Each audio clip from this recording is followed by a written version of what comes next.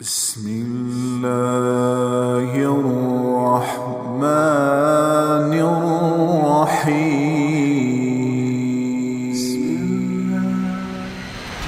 آج ہم پتھروں کے پجاری نہیں ہیں. آج ہمارا خدا ہے پیسہ، آج ہمارا خدا ہے کرسی، آج ہمارا خدا ہے اقتدار، آج ہمارا معبود ہے عزت شہرت، آج ہمارا خدا ہے چودراہٹ، گاڑیاں، بنگلے، گھر، تجارتیں، سیاست، ایم پی اے، ایم این اے، وزیر، صدر، وزیر اعظم. یہ ہمارے خدا بنے ہوئے ہیں کہ یہاں تک پہنچنا ہے. چاہے اللہ ناراض ہو، چاہے اللہ کی بارگاہ میں مردود ہو، لیکن یہ کر کے رہنا ہے.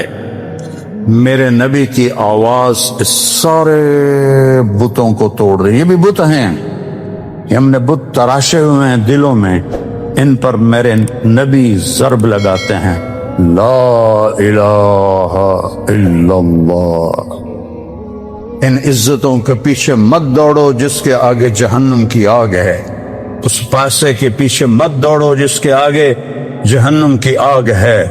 اس بڑائی کے پیچھے مت دوڑو جس کے آگے ذلت اور رسوائی ہے.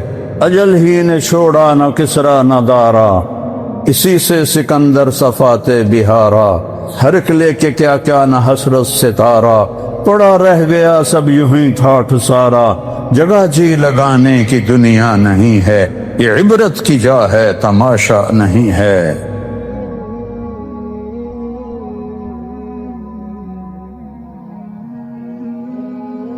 وَرَبَّكَ فَكَبِّرْ. اٹھ جا میرے محبوب، پیغام سنا. آپ صفا پہاڑ پہ جاتے ہیں، معمول کی رفتار ہے، بازار چل رہے ہیں، گھروں میں کام ہو رہا ہے، بازاروں میں ہو رہا ہے. بیت اللہ میں قریش کی محفل لگی ہوئی ہے، مزدور مزدوری کر رہے ہیں، تاجر تجارت کر رہے ہیں، کھیتی والا کھیتی کر رہا ہے، عورتیں کام کاج کر رہی ہیں کہ صفا پہاڑ سے ایک آواز آتی، یا صباح قریش. ہوئے ہوئے کیا منظر ہوگا. یا صباح قریش، اے قریش کی ہلاکت. جب کسی خطرے سے خبردار کرنا ہوتا تھا تو یہ لفظ بولا جاتا تھا. آپ نے کہا یا صباح قریش. ایک دم اللہ نے آپ کی آواز کو اتنا اونچا کر دیا کہ پورے مکے کے شہر میں، وادی میں اس آواز کو اللہ نے پہنچایا. پہاڑ نرم ہو گئے، آواز نے پار کیا. پتھر نرم ہو گئے، چٹانیں نرم ہو گئی، چاروں سمتیں سمٹ گئیں. مشرق مغرب شمال جنوب میرے نبی کے منہ کے آگے آ گئے، اور آواز ایسے پھیلی جیسے بم کا دھماکہ ہوتا ہے، چاروں طرف اس کی آواز جاتی ہے. ایسی میرے نبی نے دھماکہ کیا، یا صباح قریش، قریش کی ہلاکت. ایک دم تھم گئی ساری زندگی، سب کی آنکھیں اوپر اٹھی. تو آپ نے کہا یا بنی فہر. فہر قریش کا نام ہے. پہلا شخص جس کو قریش کہا گیا وہ فہر ہے. تو آپ نے سب سے پہلے پکارا یا بنی فہر ابن مالک. تو آپ نے کہا یا بنی مر بن کعب، یا بنی کعب ابن لؤی. ہر قبیلہ جب اپنا نام سنتا تو بھاگے بھاگے آتے. یا بنی تیم، یا بنی عادی، یا بنی سہم، یا بنی جمحہ، یا بنی عبد المطلب، یا بنی ہاشم، یا بنی عبد شمس، یا بنی زہرہ، یا بنی نوفل، یا بنی عبد شمس. ایسے ایک ایک قبیلے کو پکارا، اور قبیلوں کے قبیلے ایک دم صفا کے نیچے کٹھے ہوتے گئے. تو ابو لہب نے کہا ہذا قریش بین یدیک. یہ سارے قریش قبیلوں کو میں نے نام لیے ہیں کہ یہ تیرے سامنے ہیں. آپ نے کہا ارأیتم لو قلت لکم ان جیشا خلف الصفا یرید ان یغیر علیکم تصدقونی. اگر میں یہ کہوں کہ صفا پہاڑ کے پیچھے ایک لشکر تم پہ حملہ کرنے والا ہے، میری مانو گے؟ صفا کو اتنا بڑا پہاڑ نہیں تھا کہ پیچھے لشکر نظر نہ آئے، لیکن انہوں نے کہا ما جرمنا علیک الکذب، ہم نے کبھی تجھے جھوٹ بولتے نہیں سنا۔ فَإِنِّي أُنذِرُكُمْ بَيْنَ يَدَيْ عَذَابٍ شَدِيدٍ قُولُوا لَا إِلَٰهَ إِلَّا اللَّهُ، پھر میں تمہیں اس اللہ کے عذاب سے ڈراتا ہوں جو ایک اکیلا ہے، اور یہ لات و منات کو اور حبل کو چھوڑ دو اور ایک اللہ کی وحدانیت کا اقرار کرو۔ جیسے اندھیروں میں روشنی کی کرن گئی، رات کے اندھیروں کو سورج نے دور کیا، دن کے اندھیروں کو میرے نبی کی آواز نے شمع بن کے جلی۔ نصیب آگے جس چیز کا، تو سب سے پہلے چاچا بولا ابو لہب، تبا لک سائر اليوم لہذا جمعتنا، تیرا ستیہ ناس ہو، اس لیے تو نے ہمیں جمع کیا تھا۔ ابو لہب، اس کا نام تو عبد العزیٰ ہے، لیکن ابو لہب اس کا رنگ بڑا سرخ تھا، اس لیے تو اللہ نے اس پر آیت اتاری، تبت یدا ابی لہب وتب، میرے نبی کے ہاتھ نہ ٹوٹیں، تیرے ہاتھ ٹوٹیں۔ تو وہ ایک ایسی گرجدار آواز تھی جس نے سارے لوگوں کے اندر کو ہلا کے رکھ لیا۔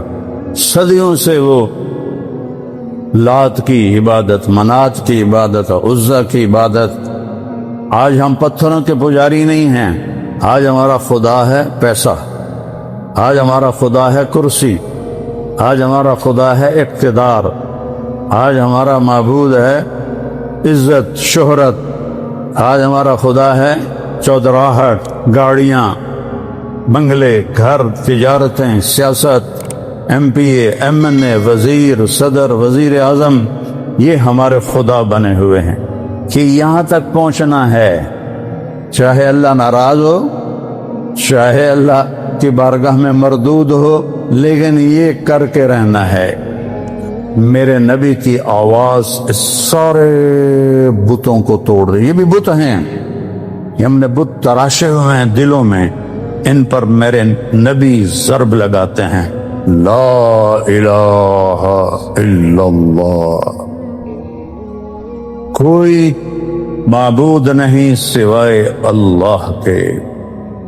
وہ ہے جس کو کسی نے پیدا نہیں کیا، لم یلد، وہ ہے جس نے کسی کو پیدا نہیں کیا، ولم یولد، لم یلد ولم یولد، کسی کا باپ نہیں، کسی کا بیٹا نہیں، وہ اول ہے، ابتدا سے پاک ہے، وہ آخر ہے، انتہا سے پاک ہے، وہ بلند ہے، اس سے اوپر کوئی نہیں، وہ چھپا ہوا ہے، اس سے چھپا ہوا کوئی نہیں، هو الاول والآخر والظاہر والباطن وهو بكل شيء علیم۔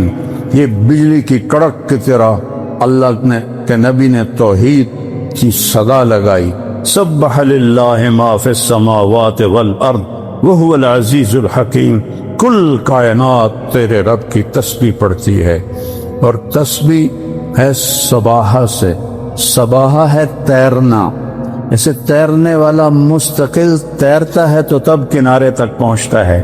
اللہ تعالیٰ کہہ رہا ہے کل کائنات، تم عائشہ مسجد والے پڑھو یا نہ پڑھو، کل کائنات ہر وقت تیرے رب کی تسبیح پڑھ رہی ہے۔ وَهُوَ الْعَزِيزُ الْحَكِيمُ، عزت و حکمت والا، بادشاہی کس کی ہے؟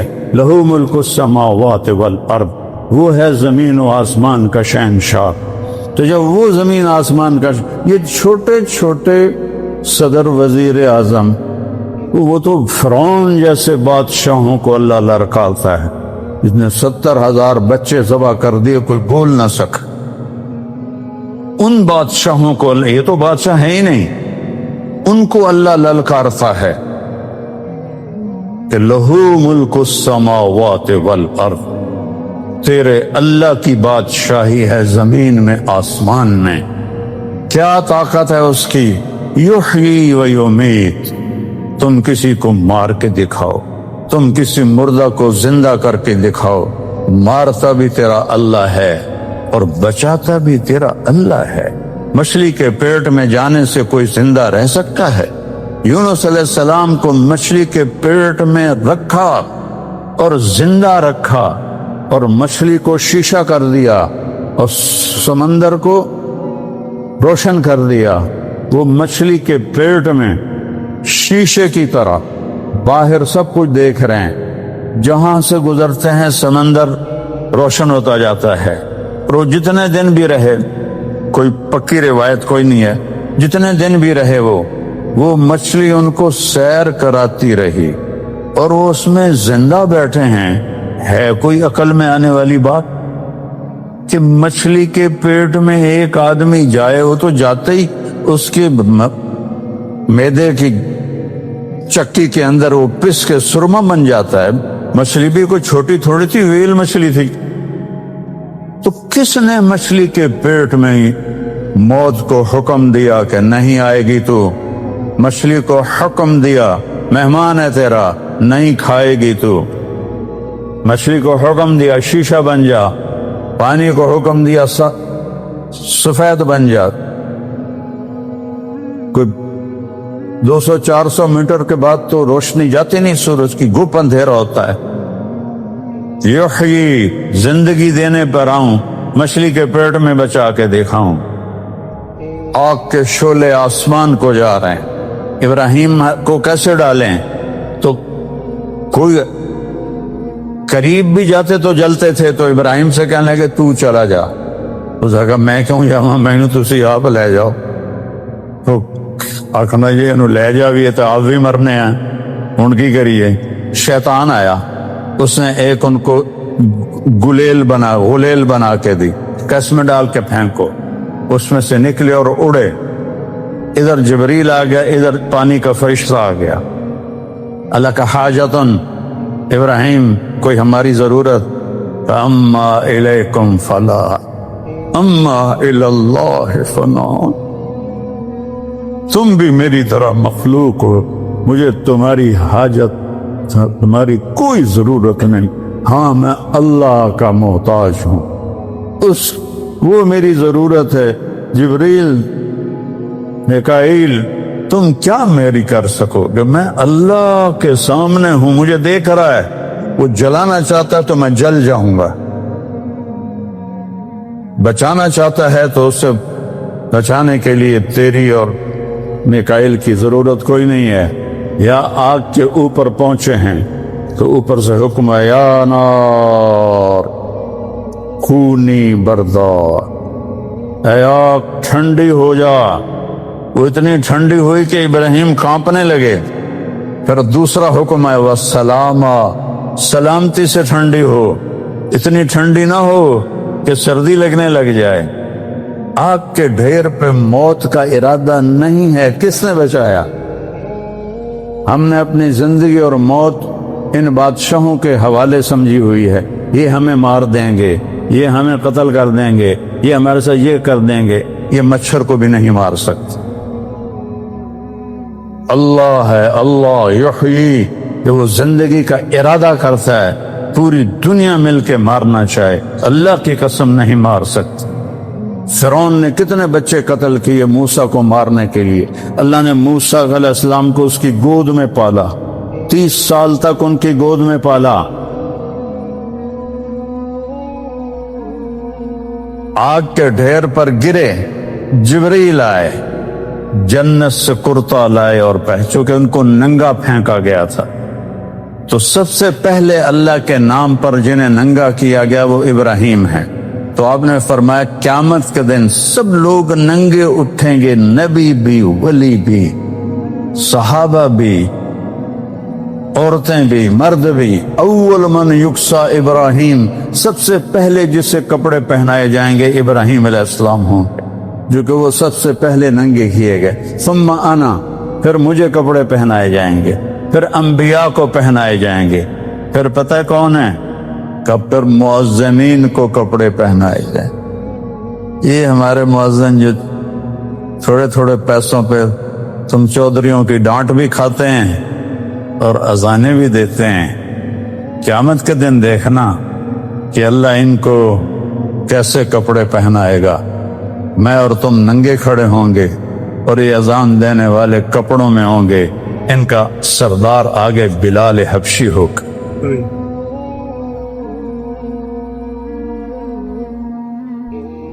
حضرت علی علیہ السلام فرمایا کرتے تھے کہ ایک چیز کی حسرت رہ گئی کہ میں اپنے بیٹے حسن حسین کے لیے اللہ کے نبی سے مسجد نبوی کی اذان مانگ لیتا کہ میرے بچوں جب بڑے ہوں تو اذان ان کے سپرد کی جائے، جو جنت کے سردار ہیں، جو میری نبی کی آنکھوں کا تارا ہیں، نبی کی آنکھوں کی ٹھنڈک ہیں، نبی کے دل کا نور ہیں، نبی کی ٹہنیاں ہیں، جنت کے پھول ہیں، جنت کے سردار ہیں، ان کی ماں جنت کی عورتوں کی سردار ہے، ان کا باپ آپ نے کہا ان تینوں سے افضل ہے، اس کا گھر نبی کے گھر کے سامنے ہے، وہ کہہ رہے میں اذان مانگ لیتا، میں اذان مانگ لیتا۔ جب قادسیہ کی جنگ میں مؤذن زخمی ہو گئے تو عرب سرداروں میں لڑائی پڑ گئی، ایک کہتا تھا میں اذان دوں گا، دوسرا کہتا تو میں اذان دوں گا۔ یہ ایم پی بننے کے لیے نہیں، اپنا ضمیر بھی بیچتے ہیں، ایمان بھی بیچتے ہیں، وہاں اذان دینے پہ لڑائی ہو رہی۔ آخر حضرت سعد بن ابی وقاص نے قرعہ ڈالا، قرعے میں جس کا نام آیا اس کو اذان دی گئی۔ جب حضرت عمر نے بیت المقدس فتح کیا تو حضرت بلال نے قسم کھائی تھی جب تک اللہ کے نبی کے بعد میں اب اذان نہیں دوں گا، تو اذان نہیں دیتے تھے۔ ایک دفعہ اذان دی، جب کئی سال گزر گئے آپ کی وفات کے بعد، مدینہ چھوڑ کے شام جہاد پہ چلے گئے تو آپ خواب میں آئے، بلال یہ کیا بے وفائی ہے، ملنا ہی چھوڑ دیا۔ ان کو اس طرح ایک یعنی عجیب جنون ان پر سوار ہوا کہ انہیں یوں لگا جیسے اللہ کا نبی زندہ ہے اور مجھے بلا رہے ہیں۔ پورا 21 دن کا سفر ایک ہفتے میں طے کیا، دن رات اونٹنی کو بھگایا، اور اسی تصور میں کہ اللہ کے نبی زندہ ہیں اور مجھے بلا رہے ہیں، مجنونانہ کیفیت طاری ہو گئی، اور مدینے میں داخل ہوتے کہنے لگے یا رسول اللہ میں آ گیا، یا رسول اللہ میں آ گیا۔ جب آپ کی قبر کو دیکھا تو ایک دم گر پڑے وہاں کہ یا رسول اللہ میں تو آ گیا ہوں، آپ کہاں ہیں؟ میں تو آ گیا، آپ کہاں ہیں؟ نماز کا وقت ہو گیا، سب کو پتا تھا اذان نہیں دیتے، تو صحابہ نے امام حسن اور امام حسین علیہ السلام سے، چھوٹے بچے تھے، کہ آپ ان سے درخواست کریں کہ آج یہ اذان دے دیں، ویسے تو یہ کسی کی نہیں مانے گی۔ تو یہ دونوں بچے آئے، کہا یا عم، اے چچا، جیسے آپ ہمارے نانا کے لیے اذان دیتے تھے آج ہمارے لیے اذان دے۔ ابو بلال رضی اللہ پھوٹ پھوٹ کے رو پڑے، کہنے کہ بیٹو میں نے قسم کھائی تھی کہ میں اذان نہیں دوں گا، لیکن تمہاری خاطر میں قسم توڑوں گا، اس کا کفارہ دوں گا۔ اور اس انصاری عورت کے گھر کی چھت پر چڑھے جہاں چڑھ کے وہ اذان دیتے تھے، صرف اللہ اکبر کہا تھا تو پورے مدینے میں نوحہ مچ گیا، کوہرام مچ گیا، عورتیں بھی روتی ہوئی گھروں سے باہر نکل آئیں، پورا مدینہ وہ آہ و فغان اور چیخ و پکار کی آوازوں نے تھا، اور بلال کہ اللہ اکبر گونج رہی تھی۔ سارے مدینے کے گلیوں کو آنسوں سے بھر دیا بلال کی اذان میں۔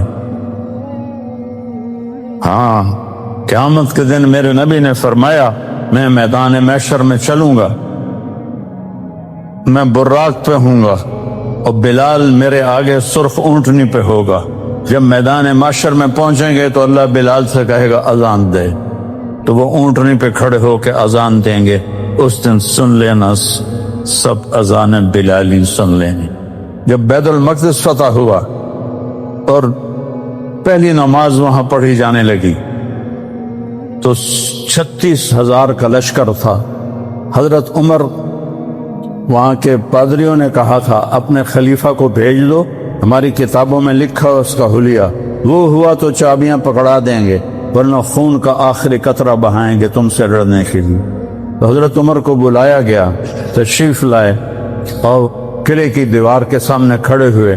پادریوں نے اپنی کتاب کھولی اور ایسے دیکھا کہاں یہ وہی ہے، اور آئے، دروازہ کھولا، چابیاں دے دی۔ تو پہلی نماز پڑھی جانے لگی تو سارے صحابہ نے حضرت عمر سے کہا بلال سے کہہ دیں آج اذان تو پھر۔ واہ بلال واہ، یہ عزتیں مانگو اللہ سے، کون سی عزتیں مانگتے ہو؟ سامنے تمہیں ایسے سلیوٹ مارتے ہیں، پیچھے تمہیں گالیاں دیتے۔ کبھی حرام کے راستے پر بھی کسی نے عزت پائی، کبھی اللہ سے جنگ کر کے بھی کسی نے عزت پائی، سکون پائے، کبھی ظلم و ستم کے پہاڑ توڑ کر بھی کوئی بڑا انسان بنا۔ یہ عزت ہے کہ 22 لاکھ مربع میل کا مالک آ کے بلال سے کہتا ہے کہ بلال آج ہماری درخواست اذان تو دے۔ وہ پھر رونے لگے کہ نے ایک دفعہ قسم پہلے توڑی تھی، آج دوبارہ تیری خاطر توڑوں گا۔ اور وہاں چٹان ہے جس کے اوپر اب گنبد بنا ہوا ہے، اس کے اوپر کھڑے ہو کر جب انہوں نے اللہ اکبر فرمایا تو 40-36 ہزار کا لشکر کی داڑیاں روتے روتے آنسوؤں سے فرق ہوئے، جیسے وضو کر کے نکلے ہوں ایسے داڑیوں سے آنسو ٹپک رہے تھے۔ یہ عزت ہے، اس کو عزت کہتے ہیں۔ اسے عزت نہیں کہتے کہ ہوٹر والی گاڑی مل جائے اور ہوٹر والے آگے موٹر سائیکل ہو اور تمہارے گاڑی پہ جھنڈا لگا ہوا ہو، یا تم بہت بڑے گھر کے مالک بن جاؤ، بہت بڑی تجارت کے مالک بن جاؤ، مرتے ہی سب خاک ہو جائے۔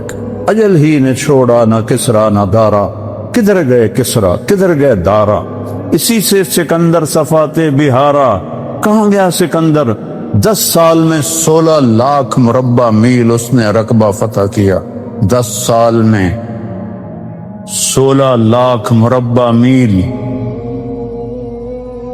20 سال کی عمر میں نکلا، اور واپس لشکر نے بغاوت کر دی کہ آگے نہیں جائیں گے، واپس چلا۔ ملتان کی لڑائی میں اس کے کمر میں تیر لگا جو نکل نہ سکا، اندر ہی ٹوٹ گیا۔ اس نے ملتان کے کتے بلے بھی قتل کرواتی ہے۔ ملتان میرا ضلع ہے، مجھے آج بھی دکھ ہوتا ہے جب میں یہ واقعہ سناتا ہوں۔ اور پھر یہاں سے اس سندھ کو پار کرتا ہوا بابل پہنچا تو یہ جو اندر وہ لوہا تھا وہ سیپٹک ہو گیا، اس کو بخار ہو گیا۔ اس نے اپنی کمزوری کو چھپانے کے لیے دریائے فرات میں چھلانگ لگا کے دریا کو آر پار کیا، اس سے اس کو ٹائیفائیڈ ہو گیا، اور وہ اتنا کمزور ہو گیا کہ اس سے اٹھا نہیں جا رہا تھا۔ اس نے اکیلے نے لشکروں کے منہ پھیر دی، اس سے اٹھا نہیں جا رہا تھا۔ اور پھر جب اس نے دیکھا کہ نہیں بچ سکتا، کہنے لگا کوئی ہے تو تم بادشاہ سلامت پوری دنیا کے، سکندر سے بڑے بادشاہ تو نہیں، سکندر سے بڑے طاقتور تو نہیں، الیگزینڈر دی گریٹ، گریٹ اس کو تاریخ نے نام دیا ہے، اس کو خوش آمدیوں نے نہیں دیا، اس کے خوش آمدیوں نے اسے گریٹ نہیں کہا۔ سکندر اعظم، اعظم کا نام اس کو تاریخ نے دیا ہے۔ اعظم اٹھا نہیں جا رہا۔ آخری الفاظ، کوئی ہے مجھے اتنے دن دے دے کہ میں گھر پہنچ جاؤں، میں مقدونیہ مرنا چاہتا ہوں، بابل عراق میں تھا، میں گھر پہنچنا چاہتا ہوں، مجھے وہاں موت آئے۔ 32 سال 8 مہینے اور 10 دن اس کی عمر تھی جب اللہ کا امر آیا اور اتنے بڑے بادشاہ کو چوہے کی طرح ختم کر دیا۔ ان عزتوں کے پیچھے مت دوڑو جس کے آگے جہنم کی آگ ہے، اس پیسے کے پیچھے مت دوڑو جس کے آگے جہنم کی آگ ہے، اس بڑائی کے پیچھے مت دوڑو جس کے آگے ذلت اور رسوائی ہے۔ اجل ہی نے چھوڑا نہ کسرا نہ دارا، اسی سے سکندر صفاتے بہارا، ہر ایک لے کے کیا کیا نہ حسرت ستارہ، پڑا رہ گیا سب یوں ہی ٹھاٹھ سارا، जगह जी लगाने की दुनिया नहीं है, ये इबरत की जा है, तमाशा नहीं है। हज़रत ईसा अलैहिस्सलाम की पैदाइश का अनोखा वाक़या। मर्द और औरत मिले तो बच्चा होता है। सारी दुनिया देखती है, सारा जहान देखता है, लिहाजा हर मर्द शादी के बाद दुआ करता है कि अल्लाह ताला औलाद दे दो। शादी से पहले भी किसी ने दुआ की और ये अल्लाह पाक की नेक बंदी मरियम रज़ियल्लाहु अन्हा एक कोने में हुई, नहाने को तो हो गई। फरिश्ता इंसानी शक्ल में सामने आ गया, वो थर्रा गई, अल्लाह से पनाह मांगती हूँ, कौन है? कहा, नहीं डरो, नहीं मर्द हूँ, नहीं फरिश्ता हूँ। तो हजरत मरियम रज़ियल्लाहु अन्हा ने कहा, क्यों आए हो? तो अल्लाह तुम्हें बेटा देना चाहता है। वो कहने लगी, तौबा तौबा, मुझे बेटा? मेरी तो शादी नहीं हुई, मैं कोई बाजारी औरत नहीं हूँ। तौबा, ये कैसे हो सकता है? ये हराम से आए, ये हलाल से आए, तो दोनों ही काम नहीं है। ऐ मरियम, तेरा रब कह रहा है कि कोई मसाला नहीं, अभी हो जाएगा। जिब्राइल अलैहिस्सलाम ने फूंक मारी, इधर फूंक पड़ी उधर हमल। उसको 9 महीने उठाती तो किस किस को जवाब देती कि बेबसी है। लिहाजा दूसरी कुदरत फूंक में हमल और साथ ही 9 महीने पल में तय करवा कर दर्द जगह लगा दिया और दर्द जहाँ ने भगाया और एक खजूर के नीचे जाकर बच्चा दे दिया। और अब सर पे हाथ रखा, हाय मैं मर जाती, हाय मेरे दुनिया में आना ही लोग भूल जाते, मैं किस मुंह से अब शहर को जाऊं। जिब्राइल अलैहिस्सलाम फिर आए, गम न कर, चश्मा लग गया है, खा पी, इम्तिहान रख और बच्चे को शहर ले जा। उन्होंने कहा, मैं कैसे ले जाऊंगी, सबको क्या जवाब दूंगी? क्या कहा, तुम जवाब देना, मेरा रोजा है, मैंने बात नहीं करनी। बनी इसराइल रोजे में भी बात नहीं कर सकते थे। हम रोजे में झूठ भी बोले तो रोजा नहीं टूटता, फिर सच भी बोले तो टूट जाता था। इतनी रियायत लेकर भी अल्लाह ताला की नाफरमानी करते हैं। बच्चा गोद में लेकर शहर को आए, एक पुकार पड़ी, फरमाया, ए मरियम, ये क्या है? ए हारून की बहन, तेरा बाप तो ऐसा नहीं था, तेरी माँ तो ऐसी नहीं थी।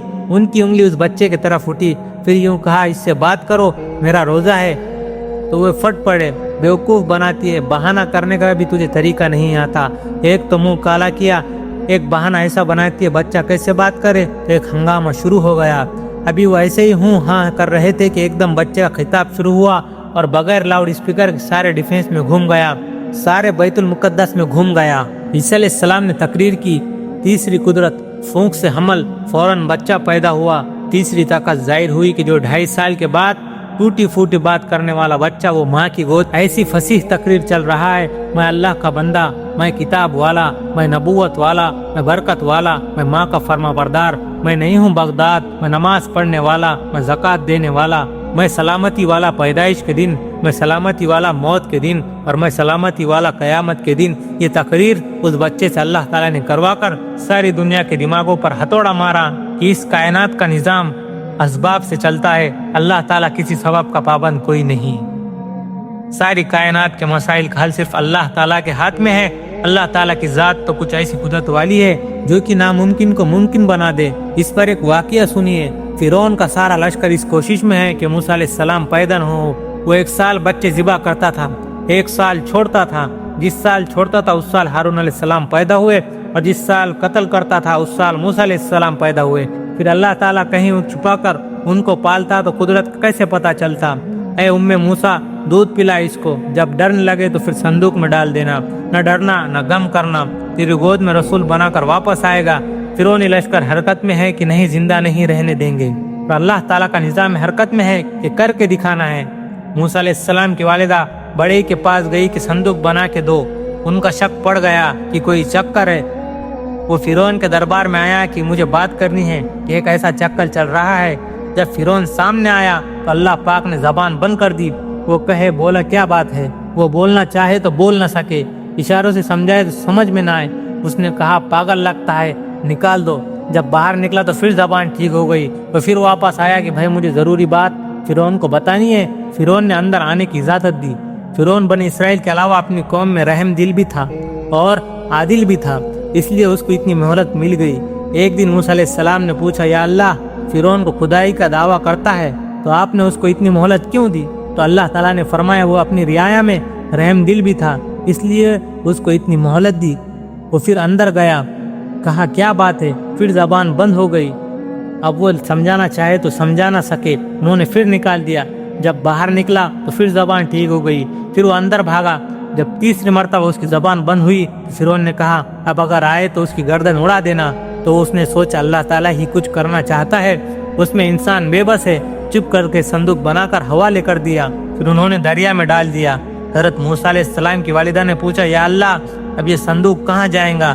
دریا کی موج اس کو کنارے پر لگا دیں گی، اس کو فرعون اٹھا لے گا۔ یہ سن کر حضرت موسیٰ علیہ السلام کی والدہ کا سینہ دہل گیا کہ یا اللہ یہ آپ کیا کر رہے ہیں؟ جس سے بچانا چاہتے اسی کے پاس بھیج رہے ہیں۔ تو کہا اس کی موت کا ڈر نہ کر، اس کی جدائی کا غم نہ کر، اسے تیری گود میں واپس لا دوں گا اور اسے رسول بنا کر دکھا دوں گا۔ جب اس بچے کو پکڑ کر فرعون کے دربار میں لایا گیا تو فرعون نے دیکھتے ہی کہا یہ میرا قاتل ہے، اسے مار دو۔ خود آسیہ نے کہا یہ تو آنکھوں کی ٹھنڈک ہے، اسے چھوڑ دو، اتنے مارے ہیں، یہ ہمارے گھر میں پلے گا، کیا ہو جائے گا؟ تو اللہ پاک نے فرعون کے گھر میں موسیٰ علیہ السلام کو ٹھہرا دیا، جس خزانے سے اسے قتل کرانے کے لیے پیسہ خرچ ہوا ہے، آؤ بھائی اسے دودھ پلاؤ، اتنے بڑے ہو کر میرے ہی سر لینا ہے۔ موسیٰ علیہ السلام کسی کا دودھ نہ پیے، اللہ پاک نے ساری عورتوں کا دودھ حرام کر دیا۔ موسیٰ علیہ السلام نے اپنی بیٹی کو بھیجا تھا کہ جاؤ حالات دیکھ کر بتانا۔ جب بہن نے دیکھا کہ موسیٰ علیہ السلام کسی کا دودھ نہیں پی رہے ہیں، انہوں نے کہا کہ میں ایک گھر جانتی ہوں، اس کا پتہ بتا دوں۔ انہوں نے کہا ہاں ضرور بتاؤ۔ یہ اپنی ماں کو بلا کر لائی۔ اب ماں بچے کو دیکھے اور اس کے دل میں محبت جوش نہ آئے اور چہرے پر اثر نہ ہو، یہ کیسے ہو سکتا ہے؟ یہ تو انسانی فطرت کے خلاف ہے۔